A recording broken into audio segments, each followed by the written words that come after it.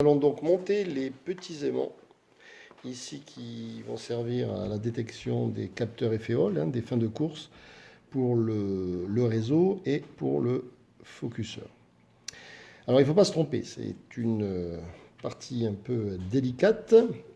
Alors préalablement, il faut avoir tout branché, connecter la carte sur l'USB, l'alimentation USB. Et donc, on va tester le sens, la polarité des aimants. Alors, comment fait-on? Le plus simple, c'est de prendre un petit tournevis, à bout plat par exemple. Ici, on va le placer sur le bout. Alors, je vais à la mise au point. Voilà. On le voit. Très bien. Et donc, je vais tester. Donc, je vais prendre un capteur FEOL. Donc, le petit aimant, je rappelle, c'est pour le focuseur. Voilà, alors j'en choisis un des deux, ils sont équivalents. Voilà. J'ai redressé ici le capteur FEOL, c'est ça, c'est le petit rectangle noir là.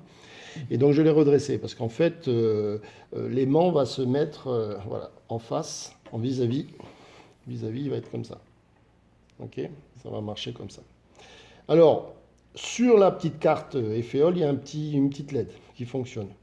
Voilà, alors ici, vous voyez qu'elle ne s'allume pas. Je rapproche ici l'aimant du capteur, donc ça veut dire qu'on n'est pas dans le bon sens pour allumer. Alors il faut retourner l'aimant. Oula, retourner l'aimant.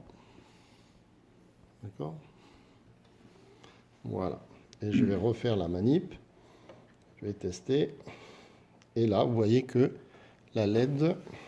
Vas-y, refais parce qu'on ne voit pas trop. La LED qui s'allume là, ici. Ici, s'allume. Voilà. Donc là, c'est OK. Alors, on va donc insérer ce petit aimant à l'intérieur. Alors là aussi, il faut pas se tromper de sens. Donc le bon sens, c'est celui-ci. Alors, pour pouvoir l'insérer facilement, eh bien, en fait, il faut retourner l'aimant maintenant.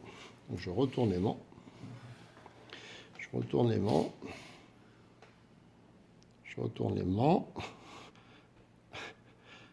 On va essayer en tout cas.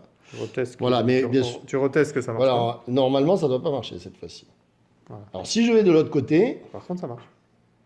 Ça marche. Donc, on est bon. On est bon parce que il suffit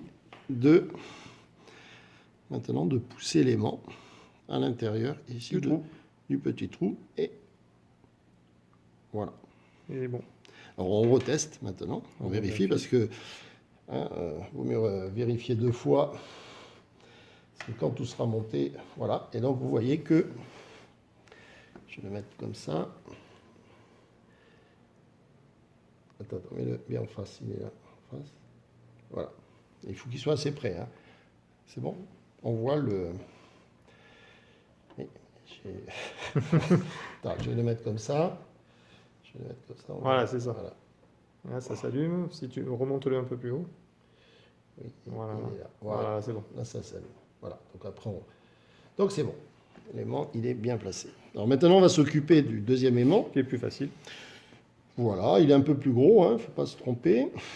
Donc on va prendre de la même manière. On va d'abord tester si la sonde Hall fonctionne bien. Alors cette fois-ci, la sonde Hall, il faut qu'elle soit, le petit rectangle, il soit à plat.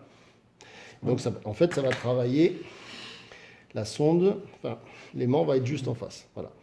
Donc là, alors c'est normal, comme l'aimant il est plus gros, il est plus costaud, le champ magnétique est plus intense, et donc la distance voilà, qui permet d'allumer la LED. Voilà, bon, donc là ça marche. Alors cette fois-ci, on n'a pas besoin d'inverser le sens, il suffit de prendre l'aimant comme ça et de l'enfoncer. Voilà. En fait, ça va marcher comme ça, et on va vérifier si ça... Voilà, vous voyez que là ça marche. On est dans le bon sens. C'est bon, impeccable. Donc là, les aimants ont été installés.